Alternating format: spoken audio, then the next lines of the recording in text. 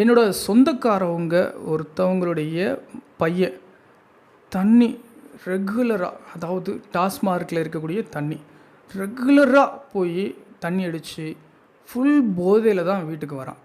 Daily தண்ணி அடித்து வீட்டுக்கு போய் அப்படியே விழுந்து வாந்தி எடுத்து சாப்பிடாம திரும்ப காலையில் எழுந்திரிச்சு திரும்பவும் போய் ஒயின் ஷாப்பில் போய் தண்ணி அடித்து திரும்பவும் வீட்டுக்கு வந்து இப்படியே ரகலை பண்ணிக்கிட்டே இருக்கான். அந்த பையனை கூப்பிட்டு நான் கேட்டேன், ஏன்டா அப்படி பண்ணுற? பெற்றவங்களுக்கு ஏன் இப்படி கஷ்டத்தை கொடுக்குற? நீ எப்படியெல்லாம் வரணும்னு சொல்லிட்டு அவங்க ஆசைப்பட்டிருப்பாங்க. இப்படி உன்னையும் நீ கெடுத்து அவங்களையும் நீ அசிங்கப்படுத்துகிறையே, உங்கள் அப்பா சொன்னால் நீ கேட்க மாட்டியா அப்படின்னு நான் கேட்டதுக்கு அவன் என் கன்னத்தில் அரைகிற மாதிரி ஒரு பதில் சொன்னாங்க. அது என்னன்னா, அண்ணா நீங்கள் சொல்கிறதுல ஒரு லாஜிக் இருக்குது. எங்கள் அப்பா சொன்னால் நான் எப்படி கேட்பேன்? அவர் என்னை விட பெரிய குடிகாரர். அவரெல்லாம் தண்ணி அடித்து நான் பார்த்ததால தான் அவர்கிட்ட இன்ஃப்ளூயன்ஸ் ஆகி நான் இன்றைக்கி தண்ணி அடிக்க போயிட்டுருக்கேன்.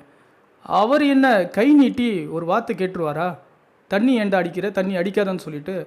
அப்படி தண்ணி அடிக்கக்கூடாதுன்னா அவரும் அன்னைக்கு அடிச்சிருக்கக்கூடாதுல்ல. அவர் தண்ணி அடித்ததால தான் நான் இன்றைக்கி மனநல பாதிக்கப்பட்டவனா அடிக்ஷன் ஆகி இந்த சூழ்நிலையில் நான் இருக்கேன். அதுக்கு அவர் தான் முதல் காரணம். அவர்கிட்ட போய் முதல்ல கேள்வி கேளுங்கண்ணா அப்படின்னு சொல்லிட்டு அவன் போயிட்டான். இதுக்கு நான் என்ன பதில் சொல்லனே தெரியல.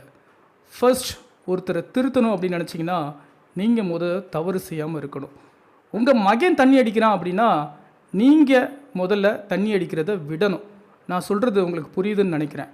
புரிஞ்சிச்சு அப்படின்னா புரியுது ஜெயரஸ் அப்படின்னு சொல்லிட்டு கமெண்ட் பாக்ஸில் மென்ஷன் பண்ணுங்கள். இன்னொரு பதிவில் உங்களை சந்திக்கிறேன். நன்றி.